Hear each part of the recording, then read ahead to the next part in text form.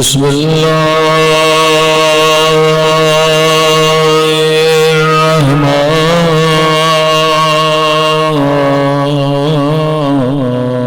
الرحيم الحمد لله رب العالمين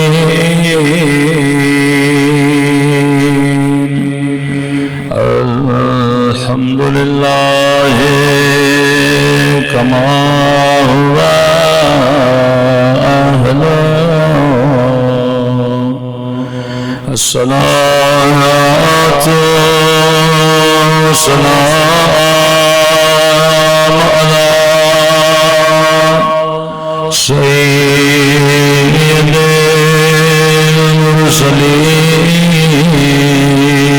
المرسلين وخاتم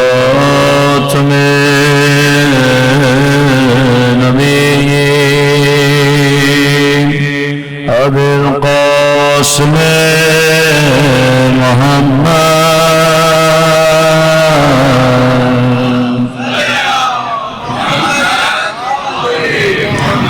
وعلى آله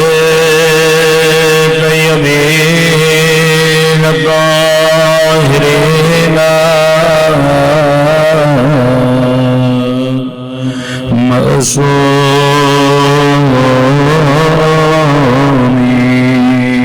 معصومين. دعا امام زمان اللهم كل وليك حجة ابن الحسن صلواتك عليه وعلى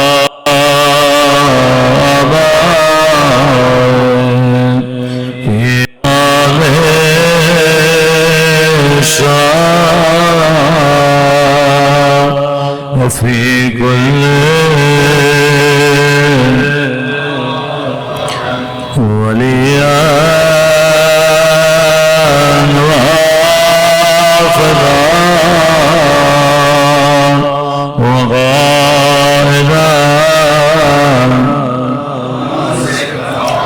ودليلا وعينا حتى تسكنه أرضك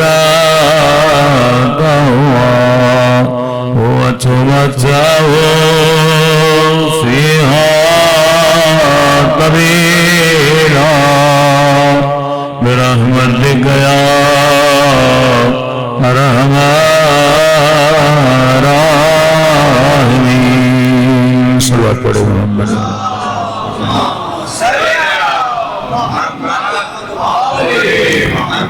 بسم اللہ الرحمن الرحیم. رب اشرح لی صدری ویسر لی امری واحلل عقدۃ من لسانی یفقهوا قولی. اما بعد فقد قال رسولنا الکریم ان الحسین مصباح الہدی وسفینۃ النجات. صلوات پڑھے محمد و آل محمد.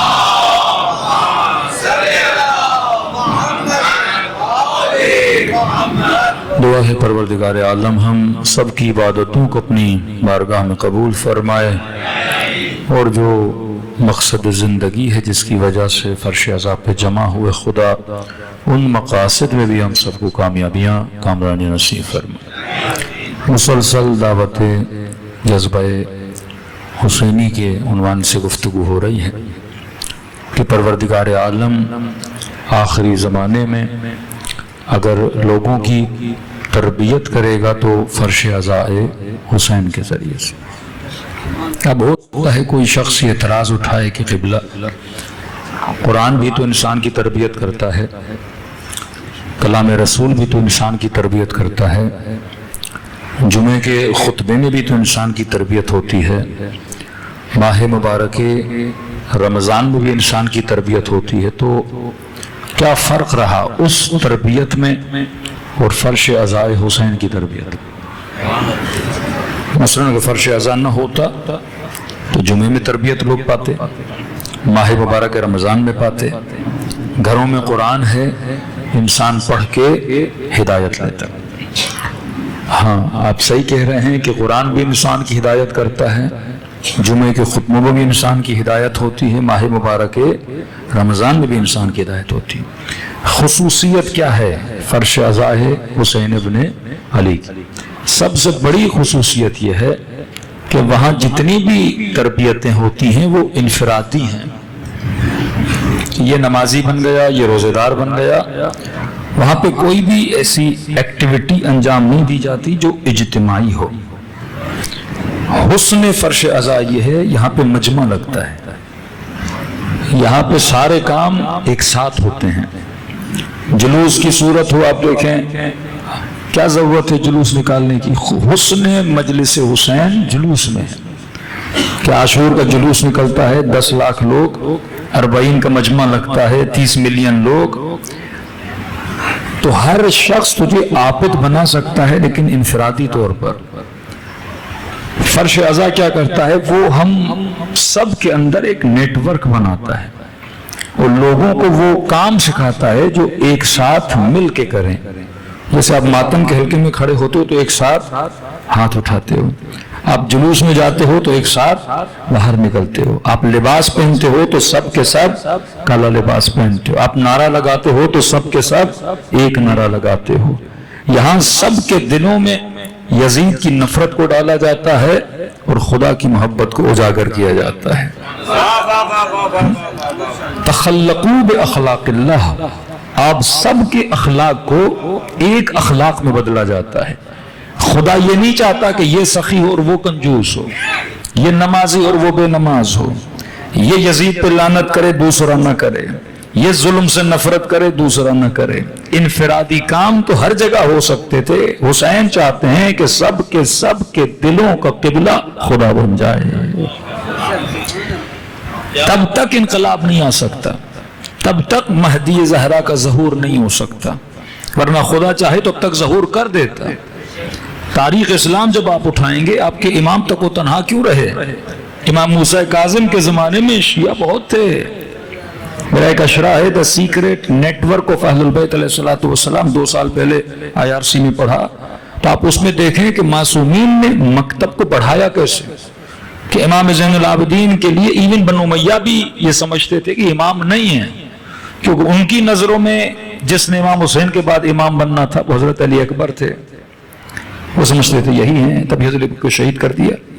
امام حسین نے جان بوجھ کر حضرت علی اکبر کے چہرے کو اتنا روشن کیا کربلا میں، اور خود جا کے اپنے اکبر کے فضائل پڑھے تاکہ ان کو لگے کہ میرے بعد امام کون ہے؟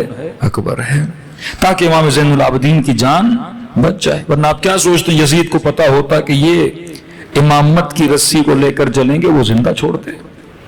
ابن زیاد کو پتا چلتا کہ حسین ابن علی کے بعد پھر یہی ہیں جن کے ذریعے سے ہماری نسلوں کے تختوں کو الٹا جائے گا، مولا زین العابدین کو زندہ رکھتے۔ ان کے وہم و گمان میں بھی نہیں تھا کہ علی زین العابدین کا بیمار ہے، اسی بیماری میں اللہ کو پیارے ہو جائیں گے۔ اور جب امام مدینے میں تھے تب بھی جناب مختار جب جاتے ہیں تو آپ دیکھتے ہیں زیادہ رجحان امام زین العابدین کی طرف نہیں ہے۔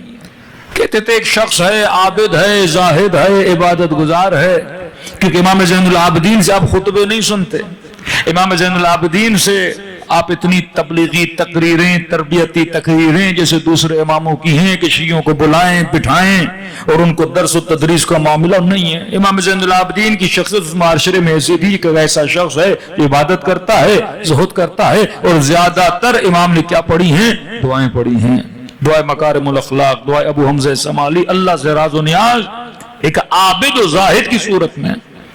لیکن اس کے باوجود سب سے زیادہ جس نے امام حسین کے بعد شیعہ بنائے ہیں وہ امام زین العابدین ہیں۔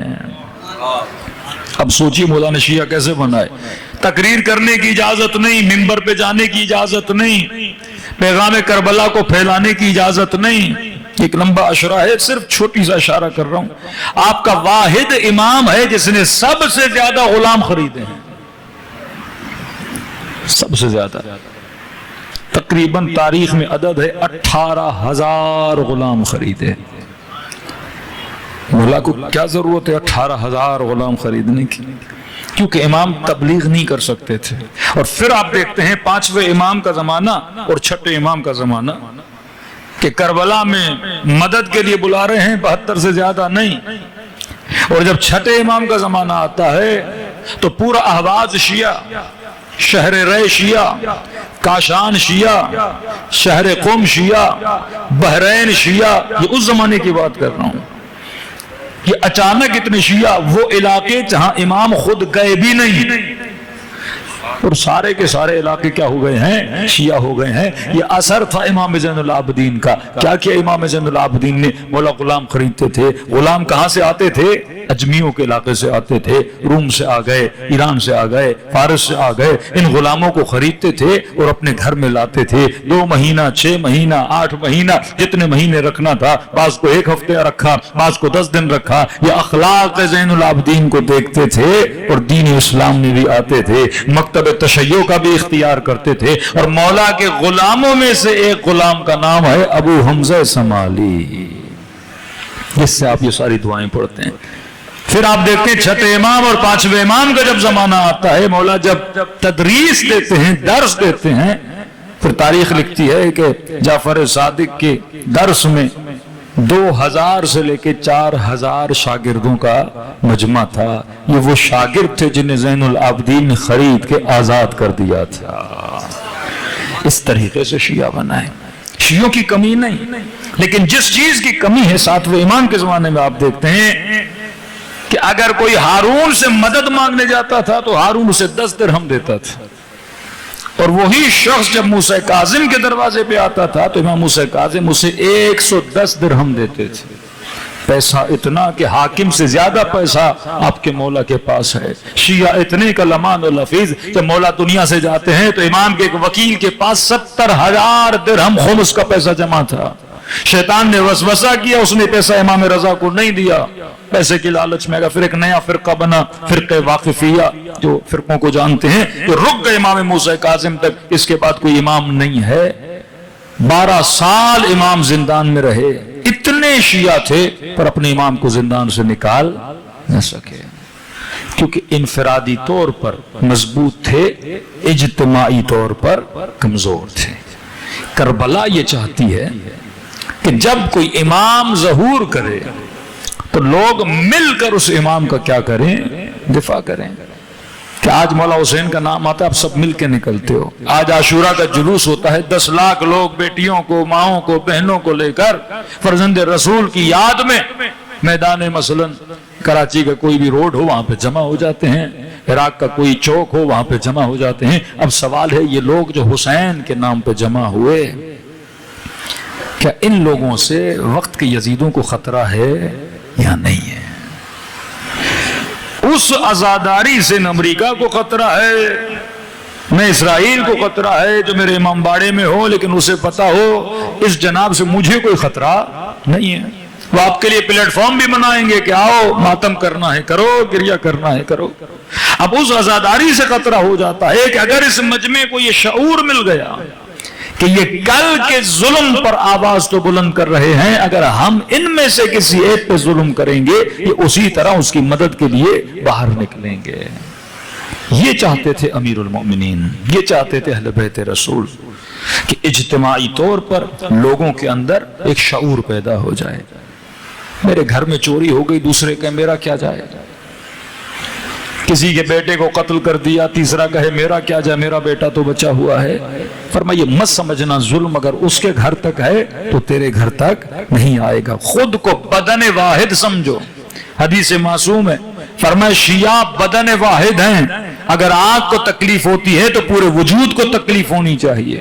اگر گھٹنے میں تکلیف ہے تو پورے وجود کو تکلیف ہونی چاہیے. اگر مسلم معاشرہ بدن کی طرح خود کو سمجھنے لگا تو دنیا کی کوئی بھی طاقت آپ کو نیلی آنکھ سے دیکھ نہیں سکتی ہے. یہ چاہتے ہیں ابا عبداللہ الحسین. یہ وہ جاذبہ ہے فرش عزائے حسینی کا کہ لوگ جب یہاں جمع ہو تو سب کی صفات ایک ہو جائیں. تھوڑا سا اشارہ کروں جنگ صفین کی طرف، پھر چند مطالب جذبہ حسینی کے عنوان سے. جنگ صفین میں یاد رکھیے ایک مرتبہ آپ انفرادی نماز پڑھتے ہو، آپ محسوس نہیں کر پاؤ گے کہ جب آپ کے پاس امامت آتی ہے اس کی ذمہ داریاں بڑھ جاتی ہیں. آپ کا جو سینسر ہے، آپ کے وجود میں جو حساسیت ہے وہ حد سے زیادہ بڑھ جاتی ہے. دیکھو آپ کے بدن میں جب زخم ہوتا ہے نا تو ہلکا سا بھی کوئی ہاتھ لگائے تو آپ بیدار ہو جاتے ہو، کیونکہ وہ زخم ہے. اگر آپ کی قرت صحیح ہو اور آپ کو پھر اجازت ہے، آپ امام جماعت بن سکتے ہیں. اب امام جماعت بن گئے اور 10 لوگ آپ کے پیچھے نماز پڑھ رہے ہیں. ایک مرتبہ آپ نے اکیلے نماز پڑھی، اس کا احساس اور ہے. ایک مرتبہ جب آپ امام جماعت بنتے ہو اس کا احساس اور ہے. اب آپ نے کہا اللہ اکبر، 10 لوگ آپ کے پیچھے نماز پڑھ رہے ہیں، آپ رکوع میں گئے، اچانک آپ کو کسی کے قدموں کی آہٹ سنائی دی. مستحب ہے کہ جب کسی کو آتا ہوا دیکھو تو اپنے رکوع کو لمبا کرو تاکہ وہ نماز جماعت میں کیا ہو جائے، شریک ہو جائے. اب یہ احساس ان 10 لوگوں کو نہیں ہے، کیونکہ آپ امام بنے ہو 5 منٹ کے لیے، تو آپ ان 10 کا بھی خیال رکھ رہے ہو، اس ایک کا بھی خیال رکھ رہے ہو کہ تاکہ وہ جماعت میں کیا ہو جائے، شریک ہو جائے. ہو سکتا ہے یہ 10 لوگ جو رکوع میں ہیں کہیں بھائی یہ پیش امام اتنا لمبا کیوں کر رہا ہے، جلدی کرو نماز ختم کرو. لیکن پیش امام کو اس ایک کے بھی پرواہ ہے، وہ 10 کو روکتا ہے اس ایک کے لیے، تاکہ یہ ایک بھی اس 10 میں کیا ہو جائے، شامل ہو جائے. اب یہ تو امام جماعت ہے 17 رکعت نماز کا. اب امام معاشرہ نے کس کو لے کر چلنا ہے، لوگوں کو لے کر چلنا ہے. یہ شعور جو بعض لوگوں میں کم ہے، یہ وحدت جو بعض لوگوں میں کم ہے. امیر المؤمنین کا لشکر جنگ صفین 95% لوگ، میں شاید کم کہہ رہا ہوں، جو عقل و فہم مالک اشتر کا تھا وہ پورے لشکر کا نہیں تھا. جو شعور جناب سلمان کا تھا وہ پورے لشکر کا نہیں تھا. 95% لوگ جو امیر المؤمنین کے لشکر میں تھے وہ کس طرح کے عقیدے کے مسلمان تھے. وہ شیخین کو بھی مانتے تھے، مطلب پہلے خلیفے کو، دوسرے خلیفے کو، جناب عثمان کو نہیں مانتے تھے. پھر اس کے بعد کسے مانتے تھے، علی ابن ابی طالب کو، اور امیر شام کے مخالف تھے 95%. 5% اس لشکر میں وہ تھے سلمان جیسے، مقداد جیسے، عمار جیسے، مالک اشتر جیسے، جو شیعہ خالص ابھی خلافت بلا فصل کے مثلا قائل تھے. 5% اور 95%. اب یہ بات امیر شام کو پتا ہے کہ علی کے لشکر میں 95% وہ لوگ ہیں جو اس عقیدے والے ہیں. پہلا خط جو اس نے امیر المومنین کو لکھا، جا کے آپ پڑھیے نہج البلاغہ، لکھتا ہے کہ علی تجھے وہ وقت یاد نہیں ہے، توہین آمیز ایک جملہ بولتا ہے مولا علی کے لیے، تجھے وہ وقت یاد نہیں ہے کہ جس طرح اونٹ کی گردن میں رسی ڈالی جاتی ہے. شیخین نے اس طرح تیری گردن میں رسی ڈالی اور بیعت کے لیے تجھے لے جایا گیا. اب کیوں جملہ کہا تھا کہ امیر المومنین کے احساسات کو کیا کرے، اختلافات کو کیا کرے، ابھارے. اور 95% وہ عقیدہ رکھتے ہیں جو پہلی 2 خلافتوں کو مانتے ہیں. اس نے امیر المومنین کو علی وہ وقت یاد کرو کہ جب تیرے ساتھ یہ سب کیا گیا تھا، تاکہ مولا علی بھی 3-4 جملے ایسے کہیں، پھر ان 3-4 جملوں کو علی کے لشکر میں اتنا پھیلایا جائے تاکہ مولا علی کے لشکر کے اندر ہی کیا ہو جائے، اختلاف ہو جائے. یہاں پہ بعض لوگ جو عقل اجتماعی نہیں رکھتے، جو جذباتی شیعہ بن جاتے ہیں، جو فارسی کا ایک جملہ ہے، جو دیگ سے زیادہ چمچ زیادہ گرم ہو جاتا ہے.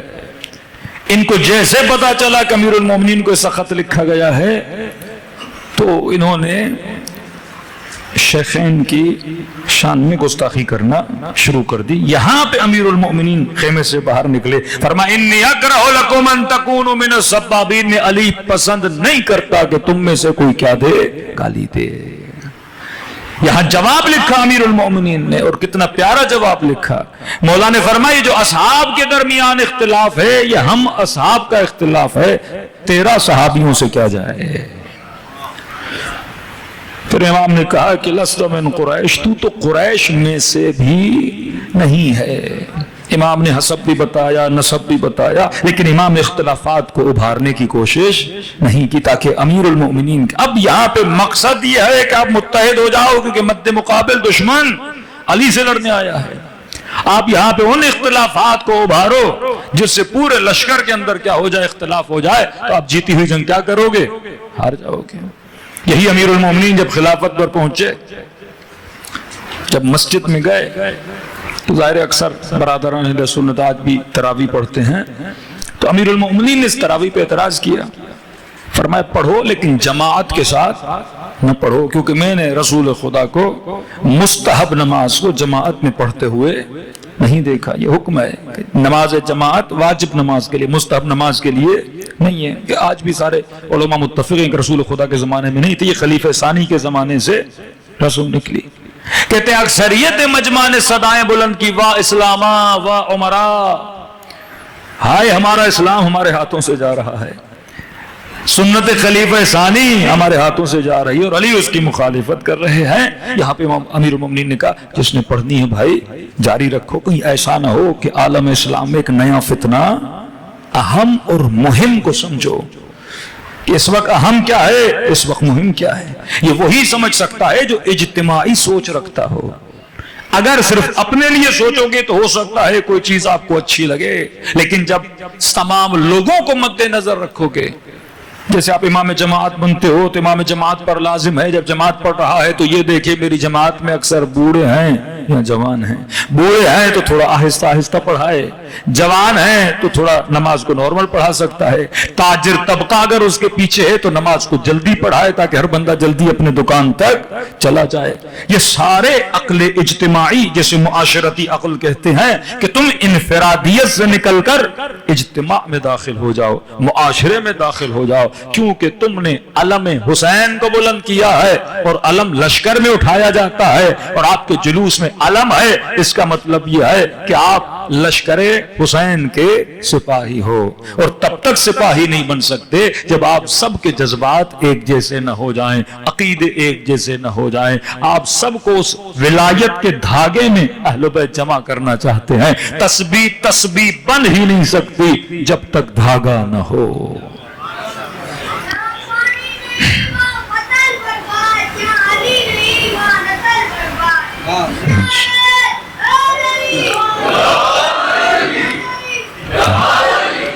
صلوات پڑھے محمد۔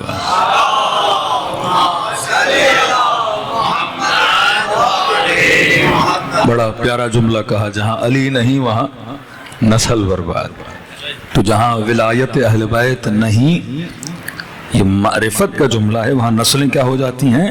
برباد۔ کل کی مجلس میں میں نے آپ کی خدمت میں عرض کیا کہ ولایت اتنی اہم ہے کہ اگر شیطان بھی ولی خدا کو نہ مانے وہ رجیم بن جاتا ہے۔ شرط یہ ہے اللہ کو صرف نہیں ماننا، ولی کو ماننا ہے۔ معصوم سے پوچھا مولا توحید کب کامل ہوتی ہے؟ امام نے فرمایا جب کوئی اس طرح کہے اشہد ان لا الہ الا اللہ واشہد ان محمد رسول اللہ واشہد ان علی ولی اللہ، کہ یہ توحید کام، دو اماموں سے نقل ہے، توحید یہاں تک کامل ہے۔ اگر آپ اللہ کو مانو محمد کو نہ مانو توحید کامل نہیں، محمد کو مانو علی کو نہ مانو توحید کامل نہیں ہے۔ طاہر القادری صاحب بھی ولایت کے قائل ہیں لیکن ولایت روحانی کے قائل ہیں، کہتے ہیں علی کے بغیر انسان ہدایت پا ہی نہیں سکتا۔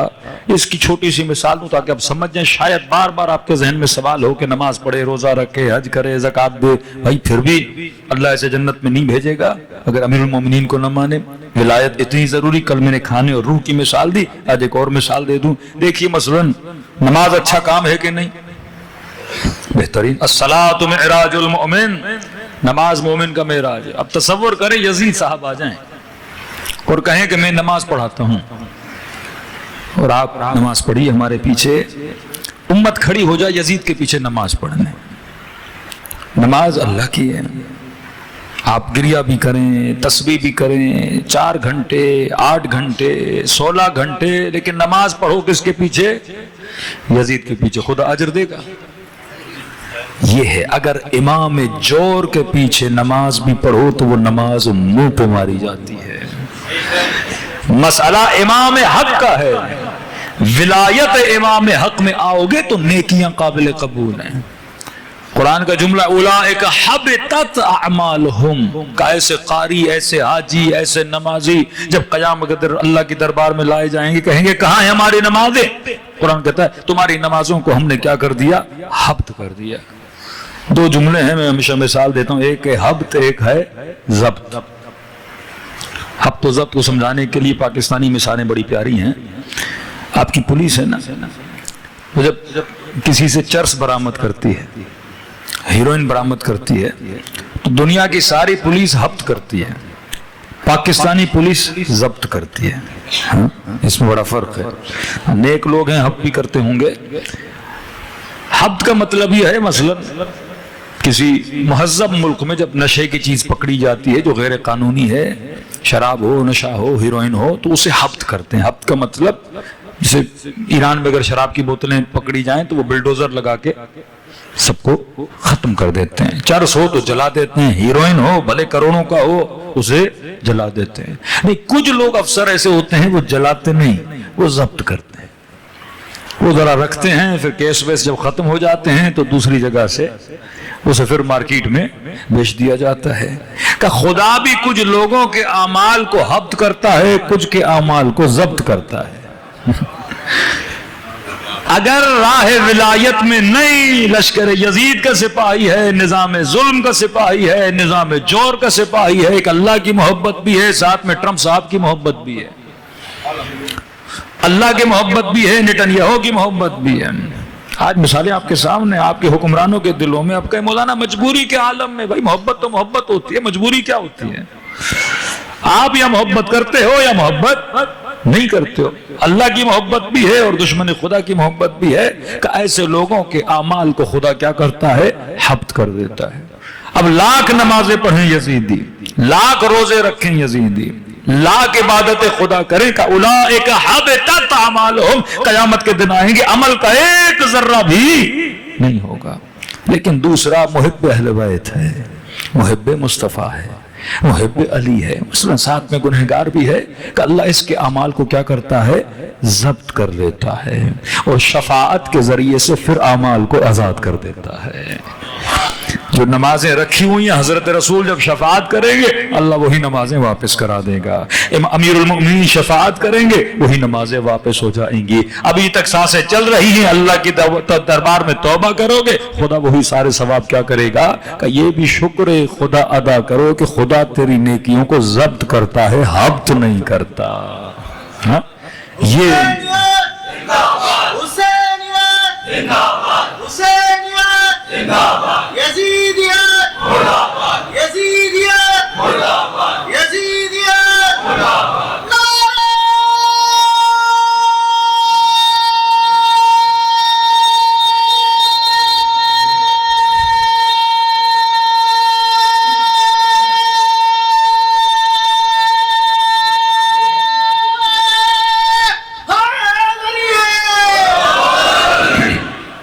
شکر خدا ادا کرو کہ خدا نے ولایت کا کیا بنایا ہے؟ مسافر بنایا ہے. یہ راہ ولایت ہے. اب ولی کا کام یہ ہے کہ بندے کو خدا سے ملائے. خدا کا بندے سے تعلق کیا ہے؟ وہ رأفت و رحمت کا تعلق ہے. اور خدا بندے کو طاہر بناتا ہے کن کے ذریعے سے؟ 14 کے ذریعے سے آپ کو پاک و پاکیزہ بناتا ہے. اب وہ رحمت واسعہ کا مالک ہے. اللہ کے دربار میں کسی چیز کی کمی نہیں ہے. اب جب کمی نہیں ہے تو تم بھی خدا سے کم نہیں مانگا کرو، کیونکہ ان اللہ علی کل شیء قدیر ہے. فرمایا فطرت انسانی ان الانسان کان ہلوعا، انسان حریص ہوتا ہے، فطرت ہے انسان میں. فرمایا حرص کی صفت اگر دنیا کے لیے ہو تو بری ہے، آخرت کے لیے ہو تو اچھی ہے. بس آپ دعا کریں گے کہ مولانا دعا کریں میری سیلری 50,000 ہے، 80,000 ہو جائے. جب 80 ہو جائے گی پھر کہیں گے مولانا دعا کریں 1 لاکھ ہو جائے. جب 1 لاکھ ہوگی پھر کہیں گے دعا کریں کہیں پہ آپ بریک نہیں مارو گے، کیونکہ انسان ہلو ہے. پہلے کروڑ کا سوچ کے غش کھا جاتا تھا، اب کروڑ پتی بن گیا اور اب پتی ہونے کا سوچے گا. اس کو پوری دنیا بھی دی جائے انسان کا پیٹ بھرتا نہیں ہے، یہ فطرت میں خدا نے چیز رکھی۔ اب فطرت جہاں اپلائی ہو رہی ہے وہ جگہ غلط ہے، فطرت غلط نہیں ہے۔ انسان کا لالچی ہونا غلط نہیں ہے، لیکن دنیا کے لیے لالچی ہونا غلط ہے۔ اللہ چاہتا تھا یہ کس کے لیے لالچی بنے؟ آخرت کا لالچی بنے، ثواب کا لالچی بنے، قرآن کا لالچی بنے، حسین کے کلام کا لالچی بنے۔ لیکن آج ہماری نسلیں ڈراموں کے لالچی ہیں کہ ایک قسط آ گئی ہم نے دوسری بھی دیکھنی ہے، ایک فلم دیکھی ہم نے دوسری بھی دیکھنی ہے۔ لیکن کیا کلام اہل بیت کے لیے لالچ ہے؟ امیر المومنین کی 2 حدیثیں سنی، 4 اور سن لوں، قرآن کا 1 صفحہ پڑھا 2 صفحے اور پڑھ لوں، 17 رکعت نماز واجب پڑھی، نوافل بھی ساتھ میں پڑھ لوں، چلو یہ پڑھ لیا نماز شب بھی پڑھوں۔ فرمایا مومن کی نشانی یہ ہے، کیونکہ لالچ اسی چیز کے لیے ہوتی ہے جس چیز کی محبت آپ کے دل میں ہوتی ہے۔ اگر خدا کی محبت نہیں تو لالچ کیسے؟ حسن کی محبت ہے لالچ ہوگی، مال کی محبت ہے لالچ ہوگی، شہرت کی محبت ہے لالچ ہوگی، لیکن اگر خدا کا عاشق نہیں۔ اب خدا کا عاشق بنانے کے لیے خدا نے حسین کو بھیجا تاکہ آپ کو دکھایا جائے کہ منزل عشق الہی ہوتی کیا ہے، وہ کتنا حسین ہوگا جس پہ حسین قمر بنی ہاشم کو قربان کرے، وہ کتنا حسین ہوگا جس پہ حسین علی اکبر کو قربان کرے۔ اگر قربانی امام حسین آپ کو سمجھ میں آئے گی نا کہ حسین کس پہ خود کو قربان کر رہے ہیں، دمی آخر یہ کہیں رضن برضا و تسلیما لامرہ، حسین جس کی رضایت کو دیکھ رہے ہیں وہ پروردگار عالم ہے۔ اے خدا کیا تو حسین سے راضی ہے؟ ہمیشہ کہتا ہوں دین اور حسین کون کس پہ قربان ہوا، دین حسین پر یا حسین دین پر؟ حسین کو دین پہ قربان کیا جا رہا ہے، کیونکہ یہ وجود بنایا ہی اسی لیے گیا تاکہ کائنات میں آ کے کس کے نام کو بلند کرے؟ پروردگار عالم کے نام کو۔ اب رابطہ ہے رأفت و رحمت کا۔ اب رأفت و رحمت یک طرفہ نہ ہو، ون سائیڈڈ نہ ہو کہ خدا رحمت دکھائے، خدا رأفت دکھائے، امام حسین آپ کو دعوت دیں، آپ کے لیے اتنی قربانیاں دیں، مد مقابل میں کیا کر رہا ہوں؟ ابا عبداللہ الحسین میں نے آپ کے لیے کیا کیا؟ آپ اتنے قدم چل کے مدینے سے کربلا تک آئے، میں کتنے قدم چل کے آپ تک آ رہا ہوں، میں امام حسین کے لیے کیا کر رہا ہوں؟ کہ جب رابطہ 2 طرفہ بنتا ہے تو پھر خدا اپنی رحمتوں کو کیا کرتا ہے؟ نازل کرتا ہے۔ اب کیونکہ رحمت واسعہ ہے اور اہل بیت مظہر صفت خدا ہے، رسول سے بھی مانگو تو کم نہ مانگو، حسین سے بھی مانگو تو کم نہ مانگو۔ ایک شخص آیا حضرت محمد مصطفیٰ صلی اللہ علیہ وآلہ وسلم،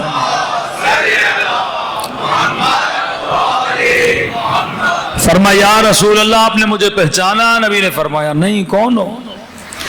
کہ یا رسول اللہ جب آپ ہجرت کر کے طائف کی طرف آئے تھے اس وقت میں نے آپ کی خدمت کی تھی، جب لوگ آپ کو چھوڑ رہے تھے، جان کا خطرہ تھا، سب کچھ تھا، میں نے اس وقت آپ کی خدمت کی تھی۔ اب رسول ہیں، صاحب حکومت ہیں، رسول خدا نے فرمایا تو نے اس وقت اللہ کے نبی کی خدمت کی تھی، آج جو مانگنا ہے مجھ مصطفیٰ سے مانگو، میں تجھے عطا کروں گا۔ مومن کی ہمت بلند ہوتی ہے، بڑی ہوتی ہے، اور وہ صاحب معرفت ہوتا ہے کہ اگر کوئی، میں مثال دے رہا ہوں، آپ کسی ایم این اے کے پاس جائیں، ایم پی اے کے پاس جائیں، تو آپ جو ایم این اے سے مانگو گے وہی وزیر اعظم سے مانگو گے؟ آپ پہلے رتبہ دیکھتے ہو نا کہ بھئی اس کی اوقات 1000 کی ہے تو آپ 500 مانگو گے، کسی کی اوقات 1,00,000 روپے کی ہے تو 50,000۔ اب اوقات کو دیکھ کے مانگا جاتا ہے نا، کہ ایسا تو نہیں آپ کو یہاں سے لے گئے اور مثلا وزیر اعظم کے آفس میں لے گئے اور وزیر اعظم نے کہا کیا مسئلہ ہے؟ کہا وہ اسکول کی فیس نہیں ہے، مجھے 5,000 چاہیے، تو کہے گا بھائی کسی کونسلر سے مانگ لیتے ہیں، یہاں تک آئے ہو 5,000 مانگنے کے لیے۔ تو رسول خدا نے کہا کہ کیا چاہیے؟ اس نے تھوڑا سوچا تو کہا یا رسول اللہ اگر 200 بکریاں مل جاتی اچھا ہو جاتا، زندگی بن جائے گی میری۔ رسول خدا نے دیکھا، اپنے صاحب کو ادھر ادھر کہا کہ اس کو 200 بکریاں فراہم کرو، ظاہر اتنے چاہنے والے تھے رسول کے، تو فی الفور 200 بکریاں تیار ہوئی، کہا اس کو لکھ کر دو 200 بکریاں۔ اس کو بڑا خوش ہوا کہ آیا تھا، تھوڑی سی خدمت کی تھی اور رسول سے 200 بکریاں لے کر جا رہا ہوں، امیر بن گیا، لے کر گیا۔ نبی نے اپنے اصحاب کو دیکھا، نبی نے فرمایا کاش اس کی ہمت بنو اسرائیل کی بوڑھی خاتون جتنی ہوتی۔ مانگ مصطفیٰ سے رہا ہے جو رحمت للعالمین ہے، جس کی مرضی خدا کی مرضی ہے۔ بہت کم ہمت تھا، مصطفیٰ سے 200 بکریاں مانگی۔ کہ یا رسول اللہ کون سی بنی اسرائیل کی بوڑھی خاتون؟ کہ حضرت موسیٰ حضرت یوسف کی قبر کو تلاش کر رہے تھے۔ اللہ سے کہا پروردگارا یوسف کی قبر کہاں ہے تاکہ حضرت یوسف کو فلسطین لے جایا جائے؟ تو اللہ نے کہا کہ موسیٰ فلاں جگہ پہ فلاں بستی میں ایک بوڑھی خاتون ہے، بہت بوڑھی ہے، 100 سال سے اوپر ہے، اسے پتا ہے کہ یوسف کی قبر کہاں ہے۔ اب دیکھو خدا ڈائریکٹ خود بھی بتا سکتا ہے، لیکن خدا مثالیں دے کے لوگوں کو سمجھانا چاہتا ہے۔ اللہ نے کہا موسیٰ جا اس خاتون سے جا کے پوچھ۔ حضرت موسیٰ نے سفر کیا، پوچھتے پوچھتے اس بوڑھی کے گھر پہ پہنچے کہ آپ کو پتا ہے یوسف کی قبر کہاں ہے؟ کہاں مجھے پتا ہے، کہاں دفنایا گیا تھا، میں تجھے بتاؤں گی۔ تو کہا مجھے بتائیے۔ تو اس نے کہا کہ موسیٰ نبی اللہ فری میں تو نہیں بتاؤں گا، میں جو مانگوں گی مجھے دینا پڑے گا، پھر میں بتاؤں گی کہ یوسف کی قبر کہاں ہے۔ کہتے یہاں حضرت موسیٰ ذرا سوچنے لگے، پتہ نہیں کیا مانگے گی، میں اللہ سے ہی پتہ پوچھ لوں گا۔ اتنی ناز اتنے نخرے کہ جب تک دو گے نہیں بتاؤں گی نہیں۔ کہتے موسیٰ سوچ رہے تھے، حضرت جبرائیل نازل ہوئے، کہ موسیٰ اللہ کہہ رہا دینا میں نے ہے، اتنا سوچ کیوں رہے ہو؟ کہتا میں نے کرنا ہے، موسیٰ اتنا سوچ رہے ہو، میرا بندہ مانگ رہا ہے۔ موسیٰ جو مانگ رہی ہے میں دینے کے لیے تیار ہوں، بس ہاں کر اور پتہ پوچھ۔ تو حضرت موسیٰ نے کہا تجھے جو چاہیے میرا رب تجھے دے گا، بتا تو صحیح تجھے کیا چاہیے؟ کہ موسیٰ کچھ نہیں، بس جنت میں تیرے ساتھ مجھے گھر چاہیے۔ 100 سال کی بوڑھی، ہمت اس کی بلند تھی۔ تبھی آغا قراتی کہتے ہیں حسین سے وہ مانگو جو تجھے دنیا والے نہ دے سکیں۔ پیارے جملے ان کے۔ آغا قراتی کیا مانگے امام حسین سے؟ کہ جب حسین کی زری کو پکڑو تو حسین سے خدا مانگو،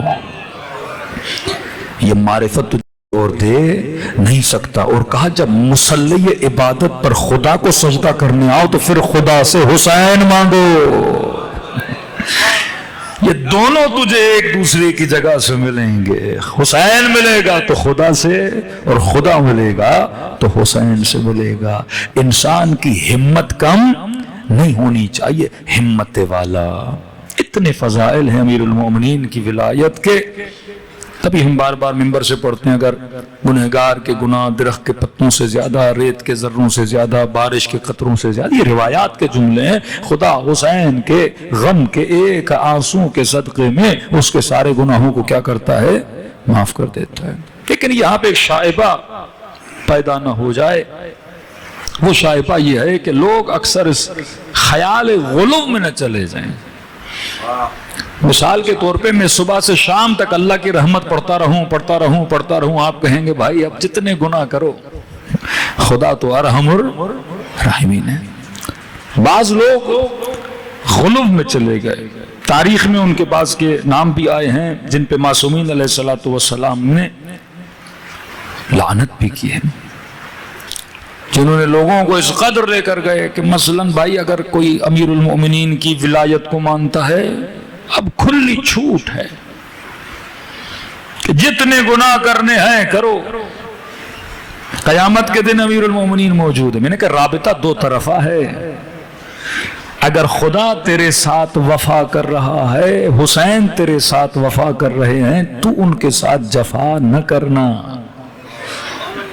یہ نہیں کہ وہ وفا پہ وفا کرتے رہیں اور ہم کہیں نہیں مولا ہم آپ سے، ہم مسیحی تھوڑی ہیں، ہم کرسچن تھوڑی ہیں کہ عیسیٰ صلیب پہ چڑھا دیے گئے، اب جو کرو تو تمہارے گناہوں کا وزن کون لے کر گیا ہے؟ عیسیٰ لے کر۔ رابطہ دو طرفہ ہے، اگر وہاں سے نیکی ہے تو یہاں سے بھی نیکی ہونی چاہیے۔ آمدن اللہ سے کوئی دشمنی نہ کرے. خطا کار ہے انسان, خطا ہو جاتی ہے. اب فرمایا ہماری ولایت کا دامن اتنا بڑا ہے, تمہاری خطاؤں کو بخشوا دیں گے. احساس شرمندگی, کم از کم یہ احساس ہو تمہارے اندر کہ رب کی دربار میں خطا اور گناہ نہیں کرنا چاہیے. ان میں سے کئی اشخاص ہیں, ایک ابو الخطاب اس کا نام ہے, یہ بھی اسی طرح تھا. اس نے اگر ولایت ہے تو کسی بھی چیز کی ضرورت نہیں ہے, جو کرو آپ کی مرضی ہے. کبھی کبھی ایسا نہ ہو کہ ولایت کا زاویہ اتنا بولڈ کر دیا جائے, بولڈ ہے لیکن اس زاویے سے بولڈ کر دیا جائے کہ جناب جتنے بھی گناہ کرو گے تو آپ کو کھلی چھوٹ ہے, گناہ کرو, بھلے نماز نہ پڑھو, بھلے یہ نہ کرو. اور آپ دیکھتے ہیں بعض شاعروں کی شاعری میں بھی ایسے الفاظ آتے ہیں, بعض ایسے شعر لکھتے ہیں منکر و نکیر کو بھگا رہے ہوتے ہیں. اتنی ضرورت ان لوگوں کی, منکر و نکیر آئیں گے سوال کریں گے, ہم تو ایک نعرہ حیدری لگا کے, جیسے منکر و نکیر علی کو مانتے نہیں, نعرہ سن کے بھاگ جائیں گے. وہ آپ سے بڑے علی والے ہیں بھائی. سارے ملائکۃ اللہ ملک بنے ہی اسی لیے ہیں کیونکہ علی کی ولایت کو مانا ہوا ہے. نعرہ بھی لگاؤ گے تو آپ سے پہلے وہ یا علی کہیں گے. یہ واقعہ میں نے پچھلے سال بھی سنایا تھا نا, کسی نے اپنے والد کو دیکھا خواب میں کہ بابا قبر کی پہلی رات, یہ شاعروں کو سن کے جو قبر میں جاتے ہیں, ہمارے ماشاءاللہ بڑے اچھے اچھے شاعر بھی ہیں, لیکن بعض ایسی شاعری جو انسان کو, بعض ہیں زیادہ نہیں ہیں, کچھ ہیں ایسے جو انسان کو ایسی فکر دیں کہ جو انسان کے اندر جرأت گناہ پیدا ہو جائے. تو والد سے پوچھا کہ بابا قبر کی پہلی رات, سوال و جواب. تو کہا کہ بیٹا, ملائکوں نے پوچھا من ربک, تمہارا رب کون ہے؟ میں نے کہا اللہ ربی, کا جواب کا دینا تھا اور ان کا مارنا تھا. کتاب کون سی ہے؟ میں نے کہا قرآن و کتابی, کا پھر مارنا شروع کیا. امام کون ہے؟ میں نے کہا علی و امامی, کا پھر مارنا شروع کیا. کہ اتنا مارا میں شک میں پڑ گیا, جواب کہیں غلط تو نہیں دے رہا. میں نے کہا ملائکۃ اللہ جواب غلط دے رہا ہوں. کہ نہیں, جواب تمہارا صحیح ہے لیکن جھوٹ بول رہے ہو. اگر قرآن تیری کتاب تھی تو تو نے قرآن پر عمل کیوں نہیں کیا؟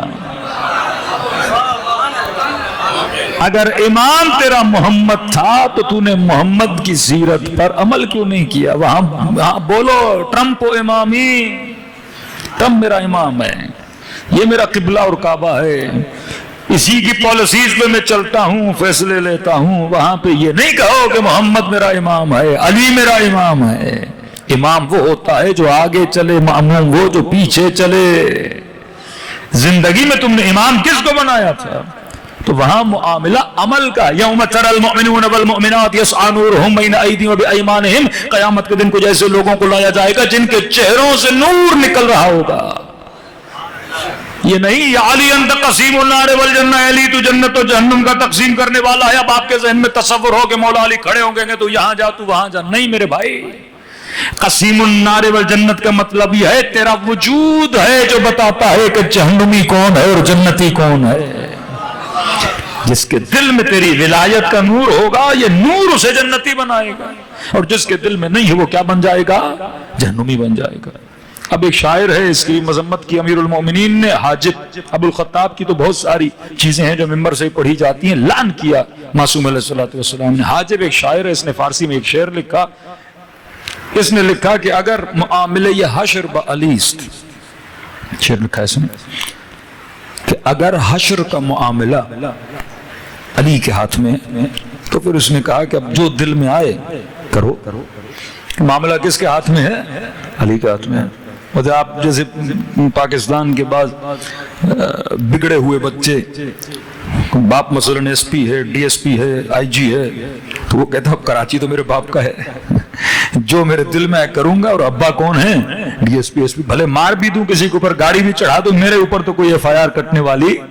اب آدمی یہ سوچ رہے اگر معاملہ یہ حشر بعلی سے سچ بھی ہے کہ حشر کا معاملہ کس کے ہاتھ میں ہے؟ علی کے ہاتھ میں ہے, رسول کے ہاتھ میں ہے. لیکن وہ دنیا والے ڈی ایس پی اور ایس پی تو نہیں ہیں. وہاں تو اپنا غلطی بھی کرے, وہ غلام جو کہنے آیا علی میں نے چوری کی ہے, پھر علی نے ہی اپنے ہاتھوں سے اس کے ہاتھ کو کیا کیا. یہ علی ہے بھائی, علی جنہوں نے حکومت پلیٹ میں لا کر دی نا علی کو. ایک طلحہ تھا, ایک زبیر تھا, مولا نے ان تک کو نہیں بخشا. جنگ جمل میں علی کے مقابلے میں کھڑے تھے, کیونکہ علی حق کا نام ہے, باطل کا نام نہیں ہے. اس نے شعر لکھا اگر معاملے یہ حشر با علی، اگر حشر کا معاملہ علی کے ہاتھ میں ہے کہ پھر جو من میں آئے دل میں آئے کرو.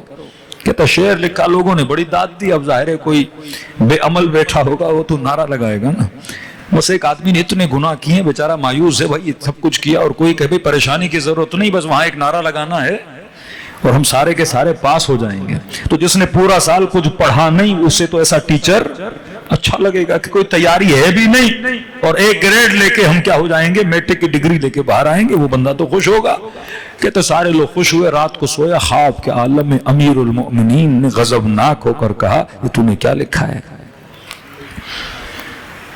کہ اگر معاملہ حشر با علی، اگر حشر کا معاملہ علی کے ہاتھ میں ہے تو پس جو دل میں آئے کرو. امام نے کہا اس طرح شعر لکھو کہ اگر معاملہ حشر با علی، شرم از رخ علی کن و کم گناہ کن.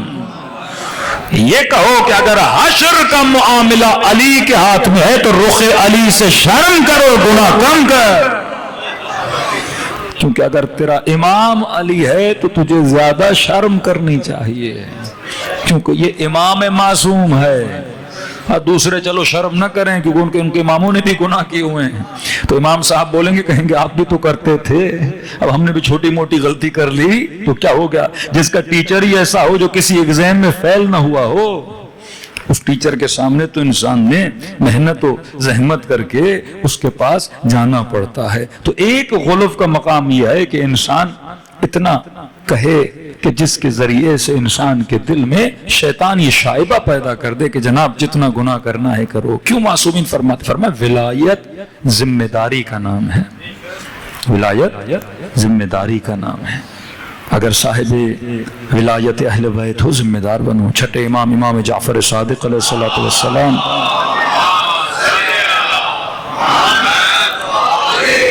مولا کا صحابی معلی بن خمیس جو آخر میں عاقبت بخیر بھی ہوا، شہید بھی ہوا، اس سے منقول امام کے پاس آیا کہ مولا ایک مومن کا دوسرے مومن پر کتنا حق ہے. امام نے کہا بہت حق ہے.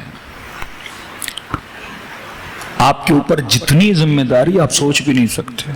اگر آپ خود کو شیعہ اور اہل ولایت کہتے ہو تو فوراً آپ کو ایک دوسرے کے اوپر کیا آ جاتے ہیں، حقوق آ جاتے ہیں. جس طرح کوئی آدمی شادی کرتا ہے، بیوی کا شوہر کا بیوی پر حق آ جاتا ہے.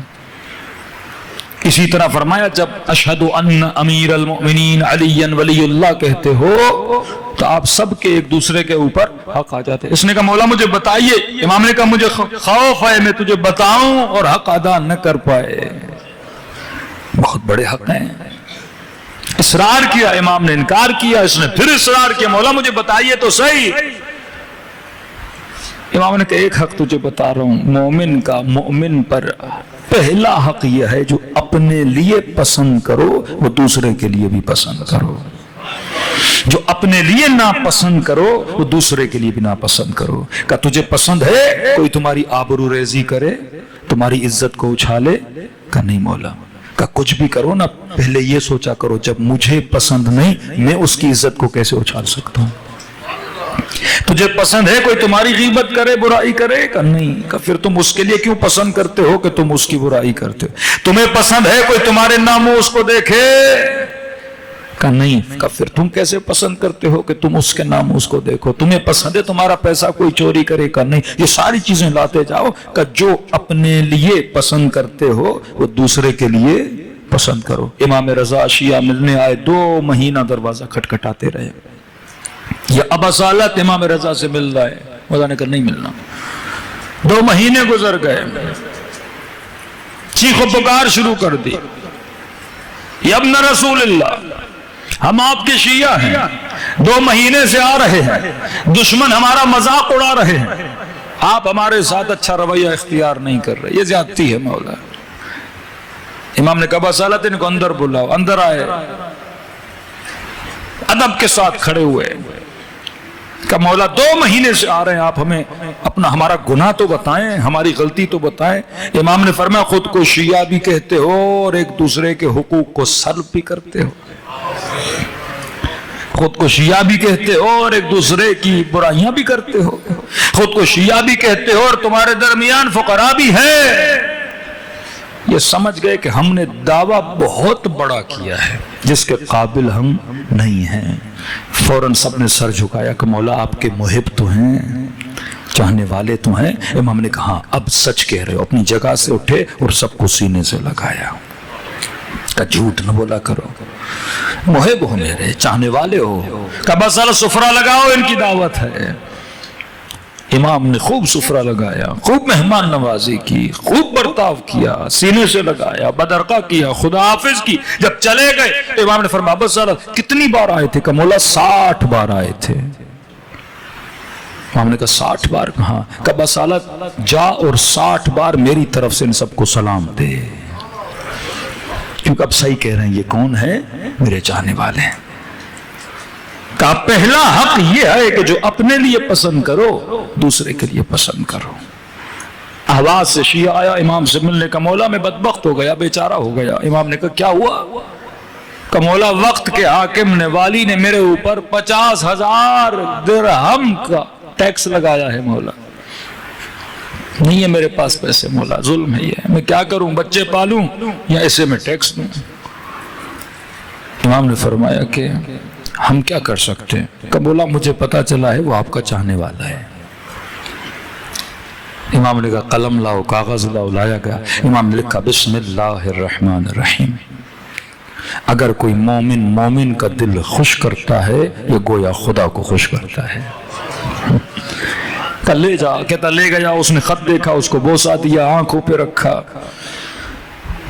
کہاں سے آئے ہو؟ مدینے سے. فرزند رسول نے کہا کیا مسئلہ ہے؟ کہ 50,000 کا معاملہ.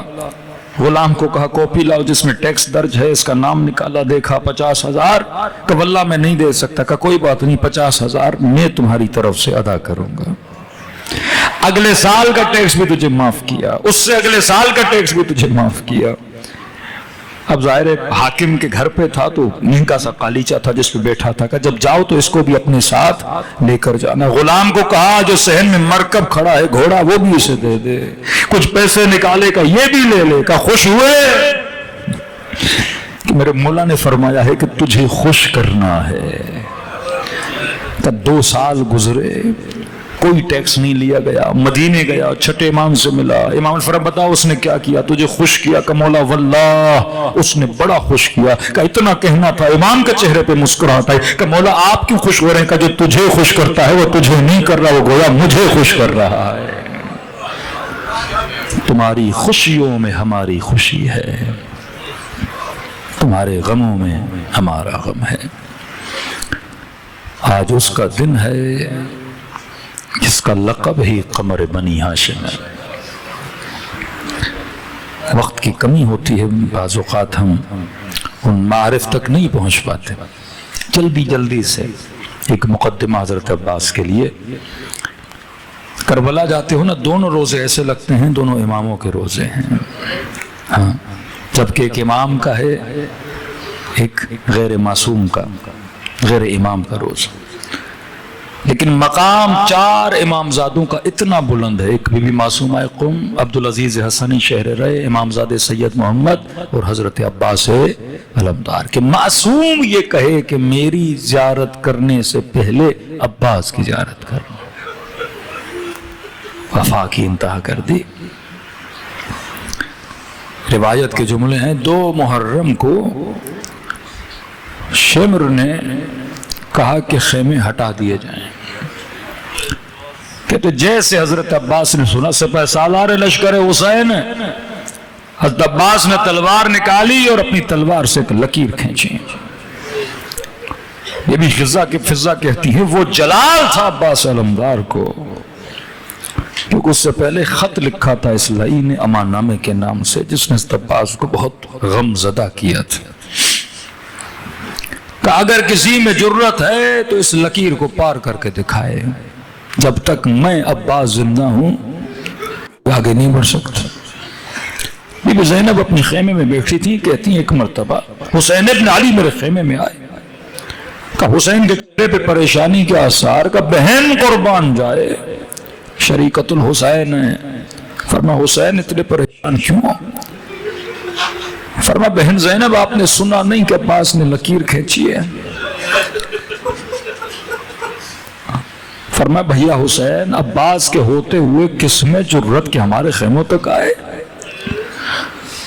فرمایا ہاں حسین، ہاں زینب جانتا ہوں، لیکن میں حسین جنگ نہیں چاہتا، میرا دل ہے ہم خیمے ہٹا دیں، ابھی دشمن کے ساتھ میں جنگ نہیں چاہتا۔ فرمایا بھیا حسین تو آپ پریشان کیوں ہو رہے ہیں؟ آج تک عباس نے آپ کو نہ کہا ہے؟ آپ کہہ دیں کہ عباس میں چاہتا ہوں خیمے ہٹا دیے جائیں۔ فرمایا ہاں بہن زینب مجھے پتا ہے عباس نے نہ نہیں کہا، لیکن مجھے ڈر ہے کہیں میرے شیر کا دل ٹوٹ نہ جائے۔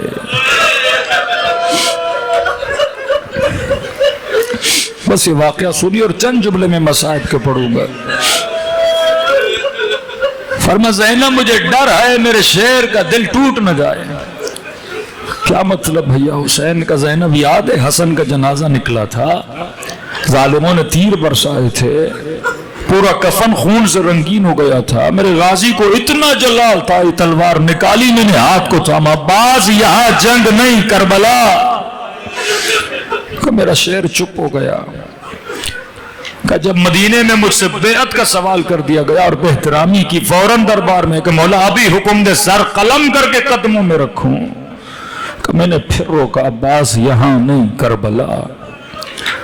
کہ زینب جب حر نے لجام فرس میں ہاتھ ڈالا، عباس نے تلوار نکالی، میں نے کہا عباس یہاں نہیں کربلا۔ کہ زینب اب کیا کہوں اپنے شعر کو، اب تو کربلا بھی آ گئی۔ حسین آپ نے گھبرائیے میں بات کرتی ہوں۔ مولا چلے گئے، بی بی فضہ کو کہا عباس کو بلاؤ۔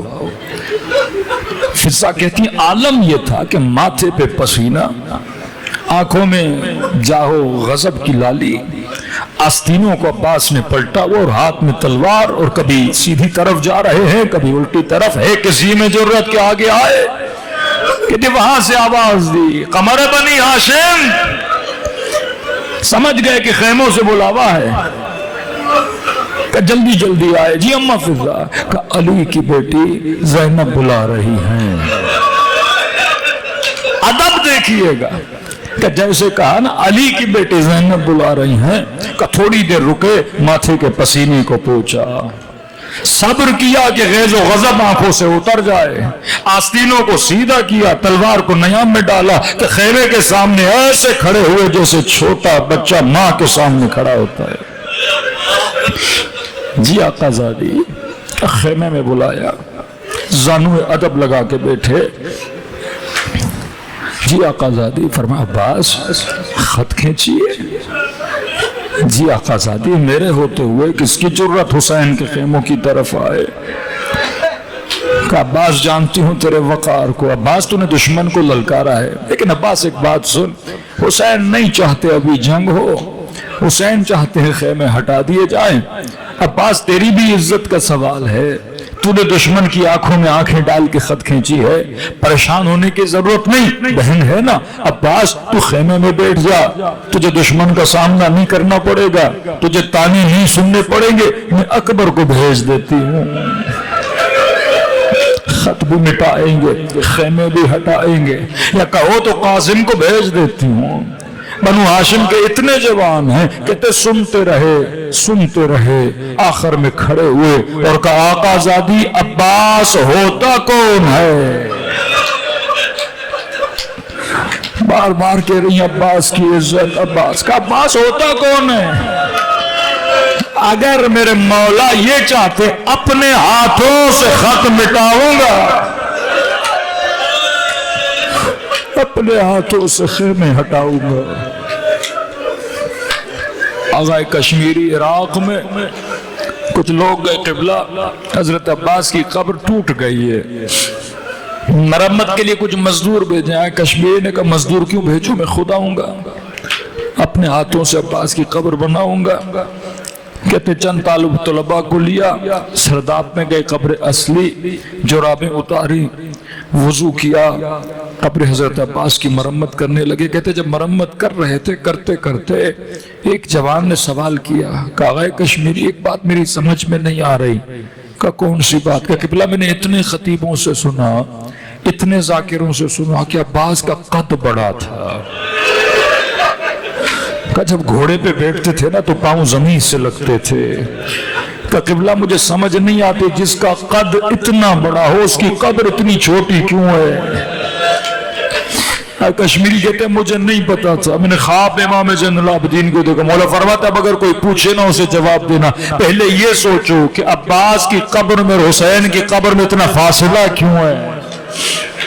کہ مومن میں جنازہ اٹھانے گیا تھا لیکن بدن کے نیچے جب ہاتھ دیا جب اٹھاتا تھا بدن کا وہ حصہ اوپر ہو جاتا تھا تاکہ اربن اربا پورے بدن کے ٹکڑے ٹکڑے کر دیے گئے تھے.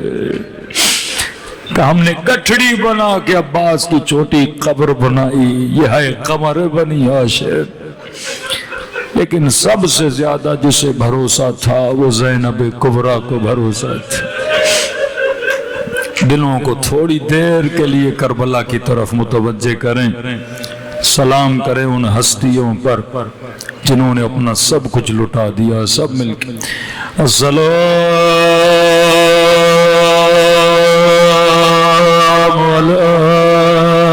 الحسین وعلی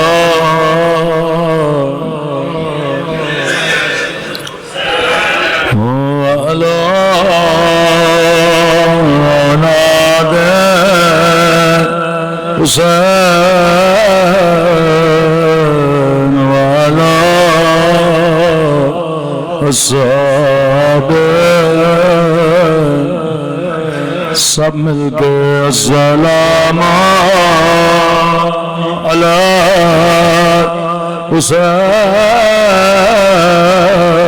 حسین وعلی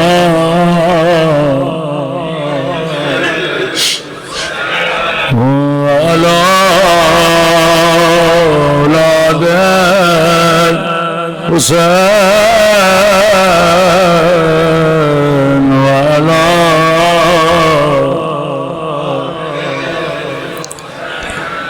میرا سلام ہو اس درد بھرے منظر پہ جب حسین گھوڑے سے اتر گئے دو کٹے ہوئے بازو اٹھائے بازووں کو چوم کر کہا عباس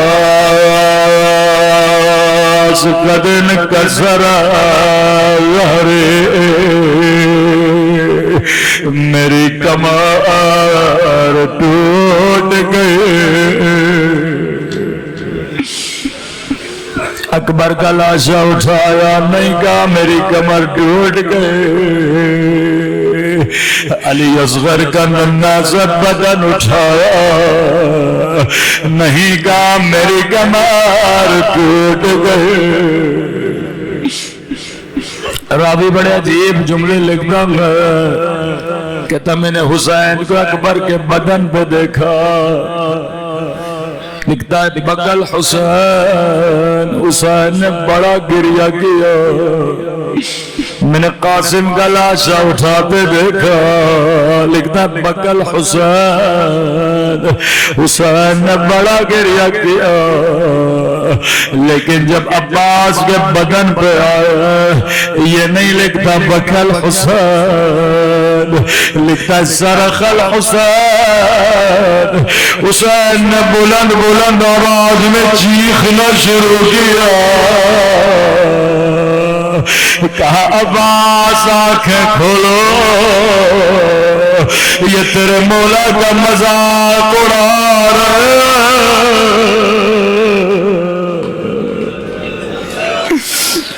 بلند بلند آواز میں گریہ کرنا شروع کیا. خیمے میں آئے حضرت عباس فرمایا آقا مجھے جنگ کی اجازت دیجئے. سر سے پاؤں تک دیکھا. فرمایا عباس تو میرے لشکر کا سپہ سالار. سر جھکایا مولا اب کوئی لشکر نہ رہا. مولا چھوٹے چھوٹے بچے آتے ہیں میرے دامن کو پکڑتے ہیں چچا بڑی پیاس لگی ہے. مولا یہ منظر مجھ سے دیکھا نہیں جاتا.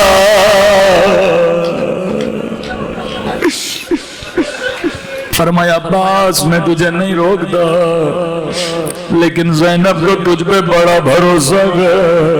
اگر زینب کہے تو چلا جا. بی بی زینب کے خیمے میں آئے زانوے ادب لگایا. اب تصور کر کے رونا. بھائی کو دیکھا فرمایا عباس میں زینب سمجھ گئے کیوں آئے ہو. میں تجھے روکوں گی نہیں لیکن عباس میری کچھ باتیں سنتا جا. کون عباس صاحب غیرت؟ کون عباس علی کا بیٹا؟ فرمایا عباس شہر کوفہ تھا, بابا علی کی حکومت تھی. میرا قافلہ شہر کے باہر پہنچا. بابا نے کہا حسن رات ہونے دو, بازاریں بند ہونے دو. عباس رات ہو گئے, لوگ اپنے اپنے گھروں میں چلے گئے. بابا علی میرے اونٹ کی مہار کو تھامتے ہوئے کوفے سے گزرنے لگے. ایک مرتبہ میری سواری کو روکا, کہنے لگے زینب بیٹا ذرا اماری کا پردہ ہٹانا. میں نے پردہ ہٹایا. کہنے لگے زینب غور سے دیکھو یہ کوفے کا بازار ہے.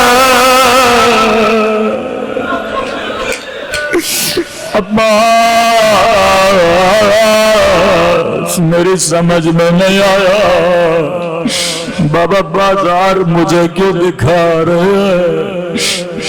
پھر سواری آگے بڑھے, پھر روکا, پھر کہا زینب ذرا اماری کا پردہ ہٹانا. جیسے پردہ ہٹا کا زینب غور سے دیکھو یہ کوفے کا چوک ہے. عباس میری سمجھ میں کچھ نہیں آیا. میں نے کہا بابا چوک دکھانا ہے حسن کو دکھائیے, بازار دکھانا ہے بیٹوں کو دکھائیے. زینب کا بازار سے کیا لینا دینا. اتنا کہنا تھا میری سواری کو بٹھایا. آنکھوں سے آنسو جاری تھے. عباس کبھی میرے ہاتھوں کو چومنے لگے, کبھی میرے سر کا بوسہ لینے لگے. کہا زینب یہی بازار ہوگا, تیرے ہاتھوں میں رسیاں.